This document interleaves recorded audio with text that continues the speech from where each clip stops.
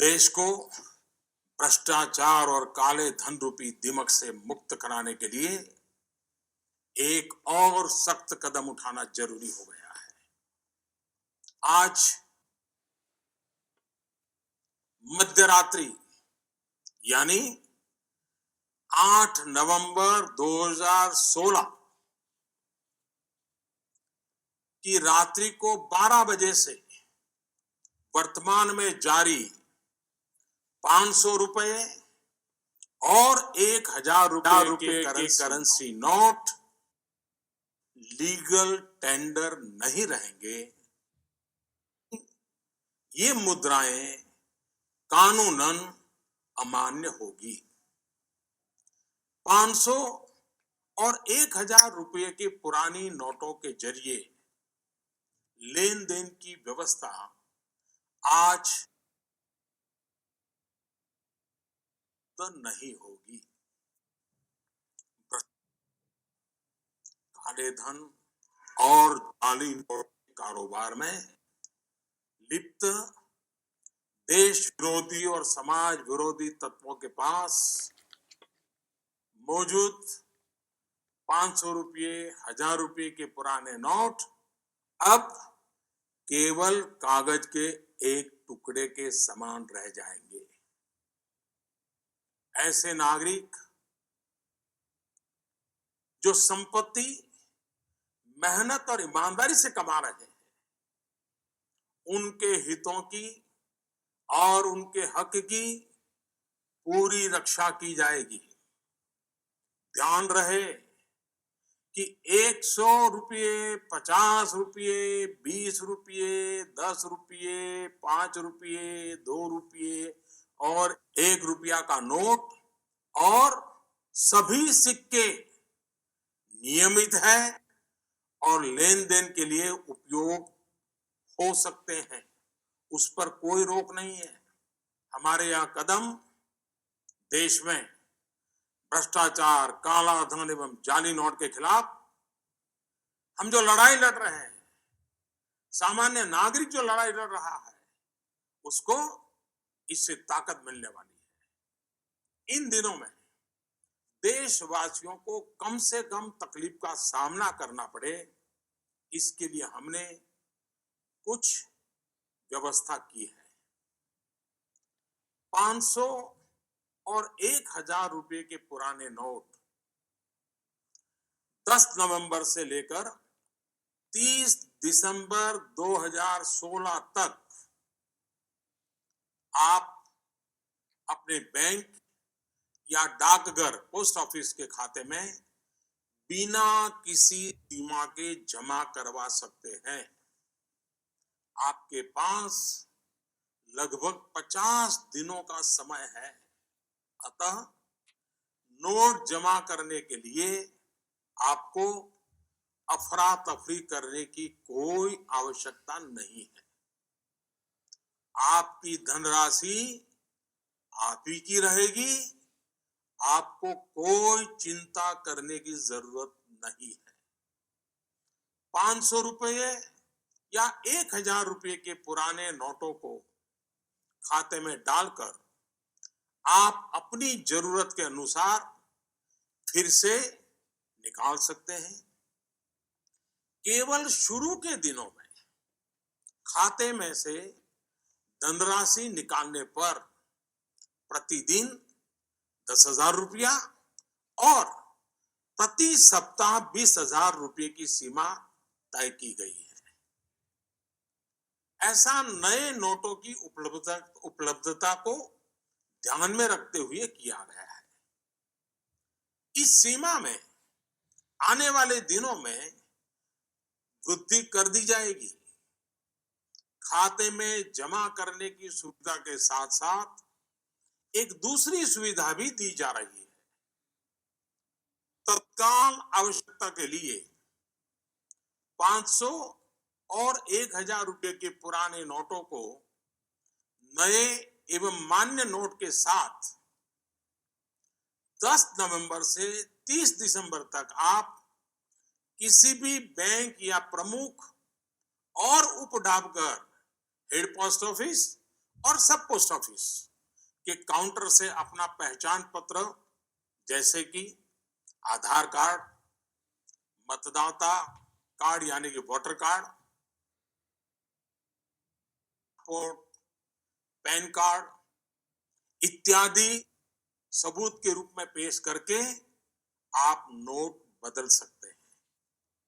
प्रारंभ में 10 नवंबर से 24 नवंबर तक 4,000 रुपया तक के पुराने 500 एवं 1,000 रुपये के नोट बदले जा सकते हैं। 15 दिनों के बाद यानी 25 नवंबर से 4,000 रुपये की सीमा में वृद्धि कर दी जाएगी। ऐसे लोग जो इस समय सीमा के अंदर अर्थात 30 दिसंबर 2016 तक पुराने नोट किसी कारणवश अगर जमा नहीं कर पाए, उनको 500 और 1,000 रुपए के पुराने नोट बदलने का एक आखिरी अवसर भी दिया जाएगा। ऐसे लोग रिजर्व बैंक के निर्धारित ऑफिस में अपनी राशि एक घोषणा पत्र यानी डिक्लेरेशन फॉर्म के साथ 31 मार्च 2017 तक जमा करवा सकते हैं। 9 नवंबर और कुछ स्थानों में 10 नवंबर को भी एटीएम काम नहीं करेंगे। प्रारंभ में एटीएम से प्रति कार्ड प्रतिदिन निकाली जा सकने वाली राशि की सीमा 2,000 रुपया रहेगी। फिर उसे कुछ अवधि के बाद बढ़ाकर, वैसे तो 500 और 1,000 रुपए के पुराने नोट आज रात्रि 12 बजे से कानूनी तौर पर खत्म हो जाएंगे, परंतु सामान्य जनजीवन की जरूरतों को ध्यान में रखते हुए मानवीय दृष्टिकोण से हमने इस प्रक्रिया में शुरू के 72 घंटों में यानी कि 72 आवर्स मतलब कि 11 नवंबर की रात्रि 12 बजे तक नागरिकों के लिए कुछ विशेष व्यवस्था की है। जैसे 11 नवंबर की रात्रि 12 बजे तक सभी सरकारी अस्पतालों में भुगतान के लिए पुराने 500 या 1,000 रुपये के नोट स्वीकार किए जाएंगे। इससे वैसे परिवार जिनमें कोई बीमार है, उन्हें उपचार में कोई बाधा ना आए। ऐसे में यदि दवाई की दुकान की व्यवस्था है, यदि दवाई की दुकान की व्यवस्था है, तो डॉक्टर के दिए गए पर्चे पर 500 और 1,000 के पुराने नोटों से दवा खरीदने की सुविधा भी 72 घंटे तक उपलब्ध रहेगी।